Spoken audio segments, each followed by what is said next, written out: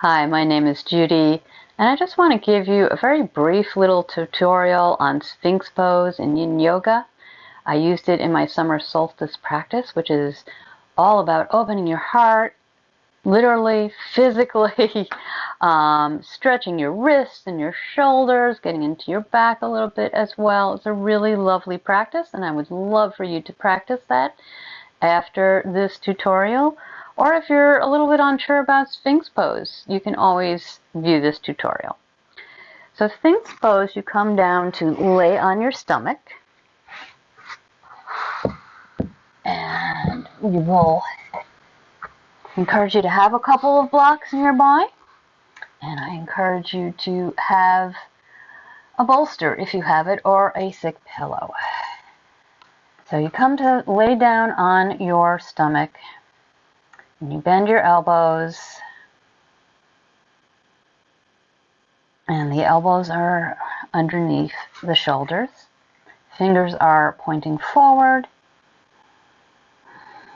And as always in Yin Yoga, we are trying to relax all our muscles. We're not trying to contract them, because that's not what we're trying to strengthen in Yin Yoga. So this is the most basic variation, I would say most basic variation of Sphinx Pose. And it is great to open your heart, and it may also help with low back pain. If you actually have a back injury, you have to listen to your doctor and any restrictions your doctor may have given to you. Now, if this feels a little intense to you, and remember in Yin Yoga we also hold poses for a longer amount of time, you can try walking your elbows out a little further in front of you. And that may feel a little bit better in your body. If this doesn't feel like enough sensation to you here, you can really press into your hands, straighten those elbows, move those hands forward just a little bit. This is seal pose. And this is going to give a little more compression in your low back. So if you have back problems, it's very helpful to strengthen your back. But if you have back problems, it may or may not be a little bit too much for you. So this is actually another pose, but it's the next progression from Sphinx. Now the next thing I'd like you to do, grab a couple of blocks. And as always with blocks, you have to play a little bit with where you want them, but you're bringing them back towards your body, and maybe bringing your body towards the blocks. And this may make the pose feel a little easier. It may actually make you feel more compression in your low back. It's also going to relax the shoulders, take them away from your ears. It's also going to give you a bit more stretch in your armpits. And that is a great thing to stimulate your lymphatic system, which is good to boost your immunity. Now you can do something similar. Go ahead and remove those blocks.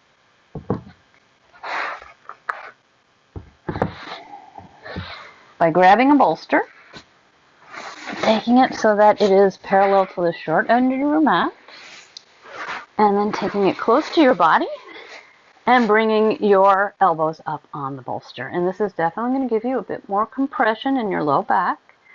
It's going to give you a little stretch to the armpits again. Once again, inhale, relax those shoulders down your back. We have a tendency to go like this. I know I noticed I just was doing that. And whichever variation you're practicing, go ahead and really relax the glutes. Really relax the shoulders. And once you've been in Sphinx Pose for some amount of time, you may want to bring yourself up to tabletop and then bring yourself back into Child's Pose. Because you will feel tension in your low back after you've been in this pose for several minutes. And Child's Pose is a nice counter pose to Sphinx Pose.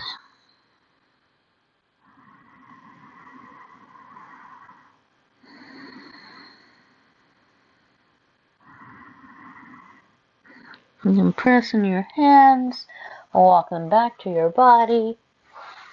And that is your quick tutorial on Sphinx Pose and a little seal pose thrown in there. And just a brief, since I've got you here, just a brief tip.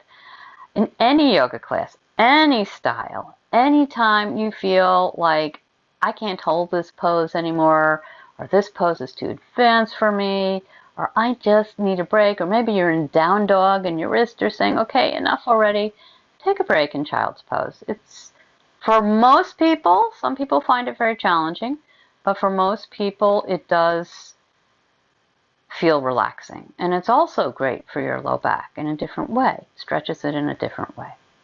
Thank you so much for joining this tutorial. If you've learned something, go ahead and click the like button, and I hope that you try my summer solstice practice as well.